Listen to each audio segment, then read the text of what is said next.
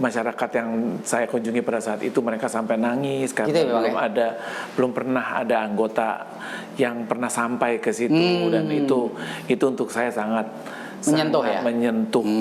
Nyanyi duet itu adalah pernikahan ya. di bidang seni ya.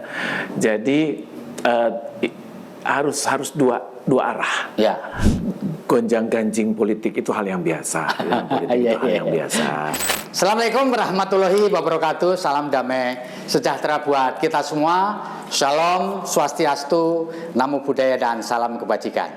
Saya Febi Mahendra Putra, Direktur Pemberitaan Tribun Network. Kebetulan pada hari ini, saat ini, saya lagi berada di Kota Sorong.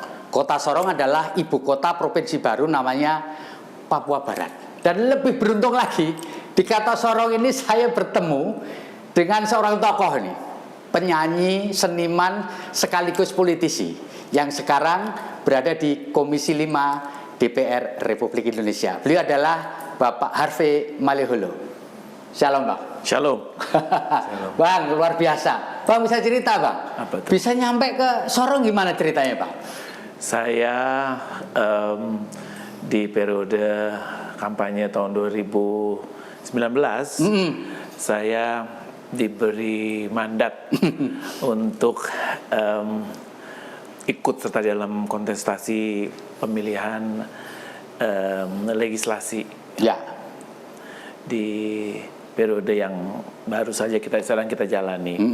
Lalu karena pada saat saya ikut itu waktunya sudah sangat mepet. Betul. Jadi sebagai kader saya harus tegak lurus dengan perintah ketua umum. Waktu itu saya diberi mandat untuk mewakili daerah Papua Barat Papua Barat waktu itu. Jadi ya nggak ada pilihan. Jadi saya pikir saya sudah bersedia untuk diminta mewakili daerah atau salah satu provinsi di Indonesia. Saya dapatnya Papua Barat, saya jalankan. Gitu. Dan untuk keperluan itu lalu abang keliling gitu ya? Lalu saya jalan keliling meskipun belum semua kabupaten, karena seperti Anda ketahui bahwa dari 12 kabupaten satu kota Papua Barat pada saat itu sebelum ada pemekaran itu jaraknya tuh jauh.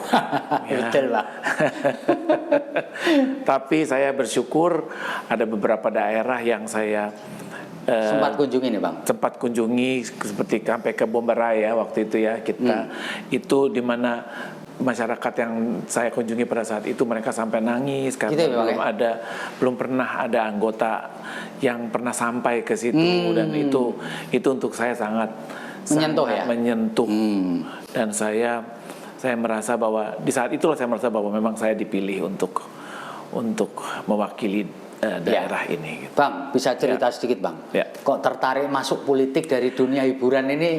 Entertain ini gimana Bang? Nyasar ke dunia politik? Saya cerita sedikit bahwasanya di saat-saat saya bukan meredup, tapi pada saat presentasi saya di bidang seni dalam menjalankan pertunjukan itu presentasinya sudah agak menurun gitu ya, yang biasanya udah cuma biasanya tuh sebulan bisa berapa kali saya mentas gitu, tapi sekarang udah mulai berkurang. Saya berdoa kepada Tuhan, saya minta bahwasanya saatnya inilah saya ingin memberikan kembali apa yang saya terima dari bangsa ini gitu. Jadi saya minta tolong berikan saya pekerjaan di mana saya bisa mengabdi kepada bangsa ini, karena saya tahun ini saya sudah menginjak 48 tahun saya berkecimpung di bidang seni. Bayangkan saya bisa mendapatkan fasilitas dari bangsa ini, dikirim mewakili Indonesia dan lain sebagainya itu. Nah, itulah saatnya saya merasa bahwa saya sepatutnya di samping bersyukur juga ingin mengembalikan apa yang sudah bangsa ini lakukan kepada saya, berikan kepada saya. Jadi dari doa itu saya berharap, karena saya sekolah waktu itu di komunikasi, saya pikir saya bisa menjadi seperti Mas Febi gitu ya di bidang seni gitu ya, atau nulis di media gitu, kontributor dan lain sebagainya. Tapi ternyata Tuhan memberikan pekerjaan ini. Saya memang suka politik, saya pengamat politik, tapi tidak pernah terpikir bahwasanya saya akan menjadi seorang politikus atau politisi. Nah, jadi pada saat saya bicara dengan istri anak-anak saya, istri saya menyadarkan bahwa kan kamu minta sama Tuhan. Apa yang kamu bisa berbuat kamu bisa berbuat untuk bangsa ini. Nah, ini Tuhan kasih gitu loh. Ini waktunya kamu untuk berbuat bagi bangsa ini lewat dapil kamu gitu. Disitulah saya sadar bahwa semua administrasi berjalan dengan lancar tanpa ada kendala apa-apa. Proses administrasi maksud saya sudah semuanya berjalan, saya lakukan apa yang ini, dan pada saat pemilihan memang saya tidak menang, saya di urutan kedua. Tetapi karena memang kalau memang rezeki ya kata orang ya, kalau memang rezeki, kalau memang Tuhan ingin, tahun lalu tepatnya bulan Januari 2022 ya Bang. 2022 tanggal 11 saya dilantik. Bang, kok bisa kemudian memilih PDI Perjuangan, Pak? Kan masih banyak partai lain. PDI Perjuangan itu memang selalu menjadi partai. Sudah salah waktu aja sebetulnya. Sudah familiar sebelumnya. Sudah familiar. Saya mengikuti PDI Perjuangan itu, dan disitulah yang menurut saya cocok gitu bahwa cocok untuk saya, dan ini benar-benar real partai nasionalis. Ya, yang apalagi kalau bicara mengenai partainya Wong Cilik. Karena memang kita bekerja untuk Wong Cilik, untuk masyarakat akar rumput lah. Bang Arfi, selama ini sudah setahun lebih ya jadi anggota Dewan. Yang dirasakan apa Bang? Sebagai politisi real di Senayan itu apa yang dirasakan? Ada rasa berat. Berat. Ada rasa berat karena saya mewakili daerah pemilihan saya adalah Papua Barat yang punya latar belakang kebiasaan adat istiadat yang memang sama-sama. Saya juga orang Timur. Saya juga berasal dari Maluku, kita orang Timur. Tetapi saya lahir di Jakarta. Ya, budaya di Papua Barat ini perlu waktu lebih untuk familiar dengan budayanya dan lain sebagainya. Dan tetapi ada rasa terharu, bangga, apalagi melihat daerahnya yang sangat indah, daerahnya yang penuh dengan sumber daya yang sangat luar biasa. Saya merasa tertantang untuk bisa memberikan yang terbaik dari saya untuk Papua Barat ini. Ya, Bang, kalau selama ini Abang sudah di parlemen melihat kondisi masyarakat, terutama di masyarakat Papua Barat, yang perlu didorong lebih kencang apa ya Bang? Sebetulnya yang setelah dari tahun 2019 pada saat saya mulai kampanye sampai akhir saya menjabat 1 tahun lebih ini, yang menurut saya yang paling saya ingin terjadi dengan masyarakat Papua Barat itu adalah mereka punya fight untuk keluar dari comfort zone-nya. Bersaing gitu ya Bang? Bersaing. Tidak hanya puas dengan apa yang sudah mereka ada sekarang ini gitu. Khususnya untuk generasi-generasi baru, karena itu terlihat dari generasi yang sebelumnya, orang tuanya tuh kayaknya sudah cukup puas dengan penghasilan yang ada dari nanam-nanam ini. Jadi anak-anaknya juga budaya itu tertanam. Tapi saya merasa bahwa sebetulnya anak-anak itu bisa lebih baik lagi keluar dari zona nyaman ya. Zona nyamannya. Itu yang perlu Bang ya. Itu yang mudah-mudahan bisa saya bangkitkan gitu ya. Khususnya untuk anak remaja kaum milenialnya lah. Bang. Ini sudah diputuskan bahwa Papua Barat kemudian dimekarkan menjadi Papua Barat Daya. Abang melihat ini challenge-nya apa Bang? Peluangnya apa Bang? Setelah dipisah. Yang pertama, Papua Barat itu untuk ditaklukkan seperti saya katakan tadi di awal, medannya terlalu berat karena 12 kabupaten terlalu luas ya Bang. Luas ya untuk hanya 3 kursi yang ini, dan saya pikir tiga kursi itu belum tentu semuanya bisa mencakup se-12 kabupaten satu kota itu. Dengan adanya pemekaran ini jadi lebih fokus. Artinya di Papua Barat Daya hanya ada 5 kabupaten 6 kota. 1 kota. 5 kabupaten 1 kota ya. Jadi 6 wilayah yang yang harus kita taklukkan, dan untuk saya itu jadi lebih mudah lah dibandingkan gitu sekian ya. banyak ya. Itu yang menurut saya sangat challenging. Tetapi artinya hal tersebut juga dirasakan oleh kandidat-kandidat yang lain gitu. Nah, jadi kita harus betul-betul fight untuk bisa memenangkan kursi yang tersedia gitu. Bang, kan selama ini pasti Abang pernah selalu ya sebagai politisi berkunjung ke konstituen ya Bang ya, istilah merawat konstituen ya. Dari pola hubungan Abang dengan konstituen, sebenarnya apa yang paling mereka butuhkan Bang? Saya sih sebetulnya Pak, tagline saya pada saat saya mulai itu adalah saya ingin melayani, saya tidak ingin dilayani, gitu ya. Saya bukan datang untuk dilayani, tapi saya datang untuk melayani. Nah, hanya dasar itu aja yang menjadi pegangan saya. Jadi pada saat saya datang, saya dengarkan apa yang mereka inginkan, apa yang menjadi samakan ya, apa yang akhirnya menjadi aspirasi yang harus saya bawa. Karena memang di 3 fungsi yang harus kita jalankan sebagai anggota parlemen ya. Anggota parlemen kan pengawasan, budgeting, sama legislasi ya. Legislasi. Nah, itu kan salah satunya adalah mendengarkan aspirasi dan membawanya ke kementerian atau lembaga-lembaga yang bersangkutan.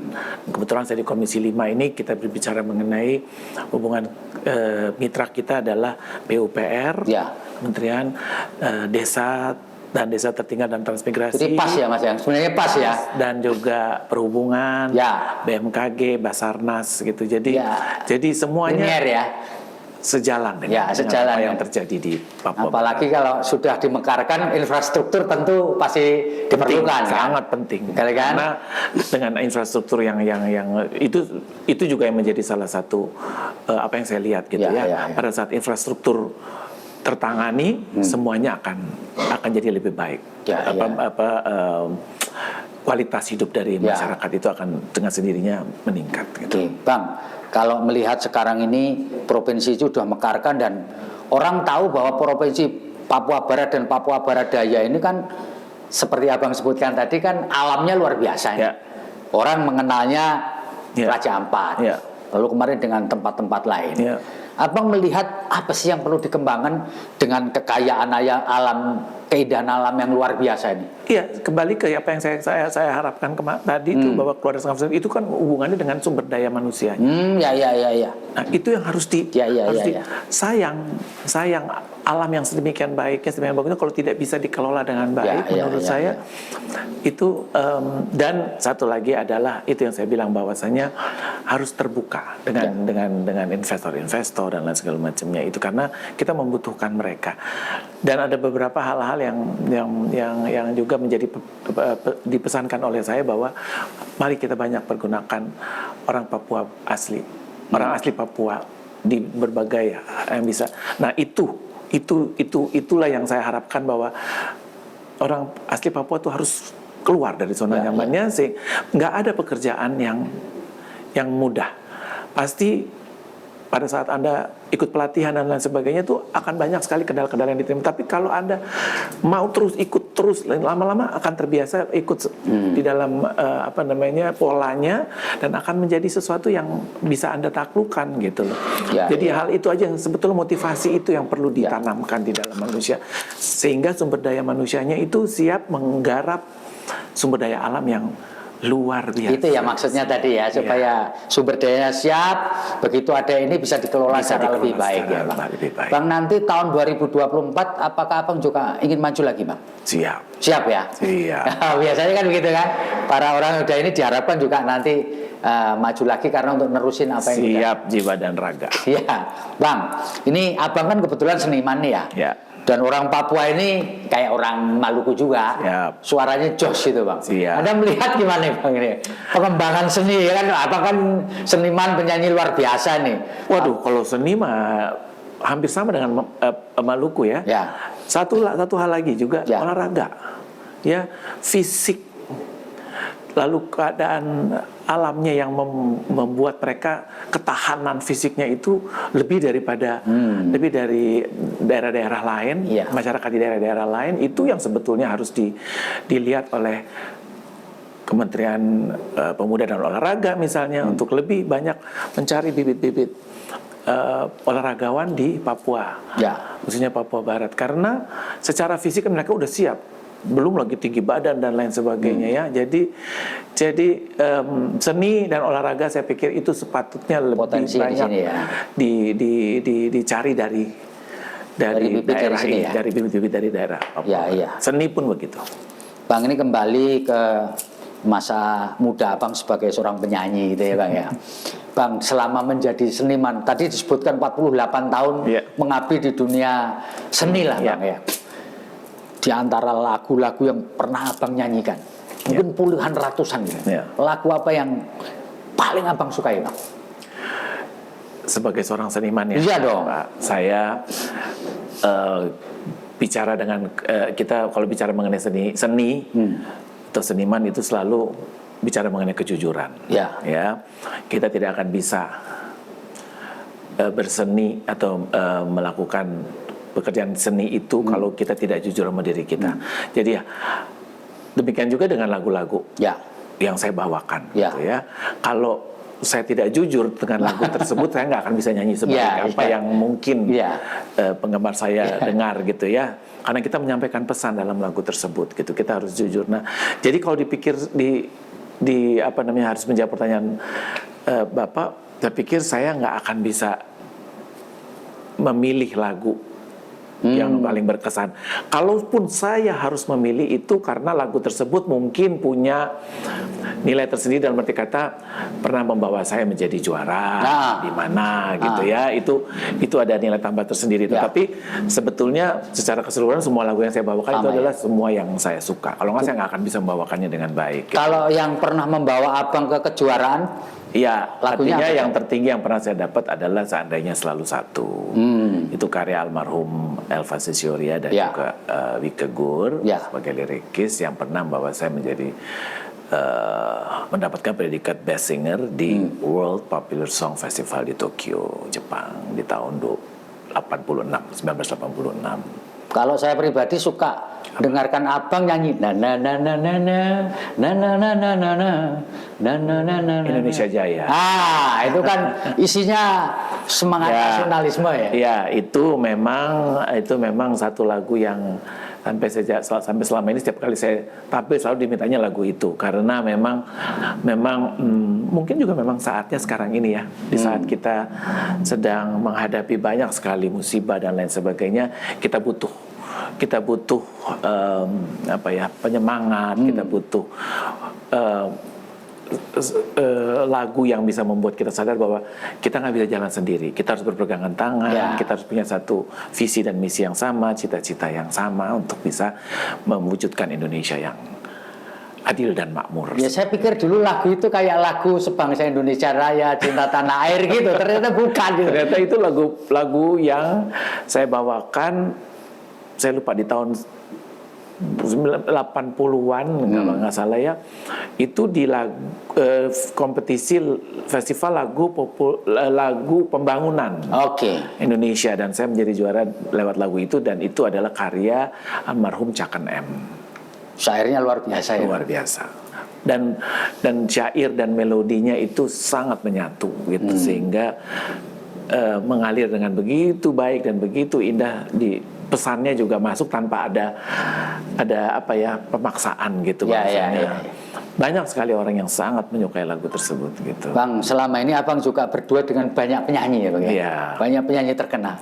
Di antara penyanyi-penyanyi itu yang Abang merasa pas betul dengan siapa? Itu juga susah. Nyanyi duet itu adalah pernikahan di bidang seni ya. Jadi harus dua arah. Nggak bisa makanya ada beberapa kali saya diminta nyanyi sama anak yang lebih muda ataupun katakanlah yang tidak satu frekuensi. Tidak satu frekuensi, itulah sebetulnya kata-kata yang tepat. Itu sulit menyatukannya. Meskipun kita sama-sama penyanyi, sebetulnya sih nggak, cuman harus ada chemistry itu yang kalau di duet.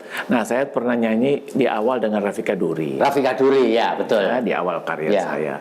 Lalu di dalam perjalanan karya saya ada Vina juga. Di Begitulah Cinta. Lalu ada Foni Sumlang. Foni Sumlang, betul. Lalu yang terakhir dengan Sheila. Sheila Majid. Sheila Majid ya. Ya. Nah itu masing-masing karena saya merasa bahwa kedewasaan di bidang musik itu tidak diukur dari umur. Ya. Jadi pada saat Anda merasa bahwa Anda mampu mendeliver pesan-pesan dalam lagu itu sehingga mudah dicerna oleh pendengar itu atau mudah masuk dari mereka yang mendengar, itulah Anda sudah mencapai satu titik kedewasaan dalam bermusik. Ya. Nah, pada saat Anda mencapai titik tersebut, pada saat kita ketemu dengan lawan yang punya frekuensi yang sama dengan tingkat kedewasaan yang sama, nah itulah akan terjadi pernikahan di bidang seni. Nah, disitulah akan lebih mudah. Pada saat kita bertatap-tatapan, pada saat kita menyanyikan lagu yang bertema cinta itu. Nggak ada batasan yang dia udah punya istri, saya udah punya suami, saya udah punya istri, dia udah punya suami gitu. Tapi itu terjadi dengan natural aja. Gitu. Ya, kalau orang seusia saya memang mengenal abang ini dengan Rafiqa Duri memang. Iya. Di awal. Ya. Karena pas betul kelihatannya gitu kan. Gitu. Kami sama-sama memulai karier di tahun 75 tepatnya di kejuaraan bintang radio dan televisi remaja. Pada saat itu RRI dan TVRI, saya dan Vika beserta Lex Trio itu menjadi juara kategori pria, wanita dan juga grup. Dan kami mewakili Jakarta untuk ke tingkat nasional, di mana saya juga tetap menjadi juara pertama, Vika juga. Sementara juara pertama di grupnya itu waktu itu adalah grup yang mewakili Jawa Barat, Bahama waktu itu. Ya, Bahama ya. Bang, di antara abang putranya 2 ya kalau nggak salah. 2 ya. Itu di antara mereka yang menetes darah seni nyanyinya yang bagus. Saya merasa bahwa dua-duanya tuh karena memang ayahnya seniman, jadi pasti ada darah seninya. Tetapi apakah mereka menjadi seniman itu kan saya dan istri saya tuh punya komitmen bahwa kita harus mengenalkan mereka dengan seni dalam bentuk apapun. Ya, jadi kami mengkursuskan mereka alat musik, tapi kami juga membawa mereka menonton musikal ataupun melihat pameran lukisan atau melihat sendera tari dan menonton sendera tari dan lain sebagainya. Nah, tapi apakah mereka ingin menjadi menjadi seniman, ya itu kami kembalikan pilihan mereka ya. Sejauh ini yang secara profesional terjun ke dunia seni ponakan saya, Mika Tambayong. Malah putranya belum ya? Putra saya kayaknya lewat tuh. Mereka yang besar bisa menguasai gitar, yang kecil juga main drum dan piano, tapi sepertinya nggak tahu ya, nantinya mungkin bukan di bidang seni suara tapi mungkin ada di bidang-bidang seni yang lain. Yang pertama kemungkinannya kecil sekali. Yang kedua masih ada kemungkinan sedikit untuk terjun karena ada keinginan di dalam dirinya. Tetapi yang sudah secara profesional terjun dari generasi setelah saya adalah Mika, keponakan saya. Malah justru keponakan ya. Keponakan saya. Kalau nggak salah nama putra abang ini dibolak-balik aja ya. Gimana itu bang? Siapa bang yang pertama? Yang pertama namanya Joshua Benjamin Maleholo. Yang kedua Benjamin Joshua Maleholo. Dibolak-balik aja bang. Apa kesulitan cari nama? Enggak, kata orang kurang kreatif. Tapi sebetulnya ada ada cerita di balik itu semuanya. Cuman ya itu sudahlah, biar menjadi rahasia saya di istri saya. Kalau lihat dibolak-balik aja. Tapi at least yang satu dipanggil Joshua atau Jojo atau Josh, yang satu Ben atau Benjamin. Ya. Bang, ini pertanyaan saya terakhir. Ini tahun politik ya Bang. Tahun depan kita sudah masuk ke pemilu ya, pemilihan presiden dan seterusnya ya. Apa yang bisa abang sampaikan kepada penonton kita, pembaca kita terkait dengan tahun politik yang orang semua takut, jangan-jangan nanti ini tahun 2019 terulang kembali ketika masyarakat ini terbelah menjadi cebong dan kampret, terbelah antara dua kubu di presiden ini kan orang semua takut. Buat abang sebagai politisi di PDI Perjuangan tentu punya satu pesan lah gitu. Apa kita perlu takut nih dengan pemilu kita ke depan tahun 2024 nih? Saya pikir sih ketakutan itu tidak harus ada Ya. untuk masyarakat Indonesia pada umumnya. Gonjang-ganjing politik itu hal yang biasa. Politik itu hal yang biasa. Jadi nggak perlu takut, dan saya merasa aparat keamanan semuanya sudah siap dengan apa namanya apa yang akan dilaksanakan nanti pada saatnya gitu, pemilihan umum serentak. Ya. Dan tentunya saya akan kembali mewakili Papua Barat Daya yang kali ini, dan saya yakin bahwasanya apa yang saya bawa sekarang ini sebagai incumbent, ya, bahwa saya banyak membawa program-program yang saya harus jalankan untuk memenuhi aspirasi dari dapil saya. Sekarang ini masih Papua Barat. Saya hanya ingin menyerahkan sepenuhnya kepada masyarakat, khususnya Papua Barat Daya, di mana nanti saya akan maju lagi, menilai. Karena pada akhirnya kami bekerja atau kami menjadi anggota itu atas dasar pilihan dari masyarakat. Jadi kami diminta untuk mewakili mereka. Ya kan, itu sebetulnya. Dan seperti yang saya katakan di awal tadi, bahwa tagline saya melayani. Saya datang bukan untuk dilayani, tapi saya melayani. Nah, apakah itu terjadi? Silakan dinilai. Itu saja. Dari 1 tahun, ya mungkin saya cuma punya waktu 2 tahun membuktikan apa yang menjadi tagline saya di dapil saya Papua Barat.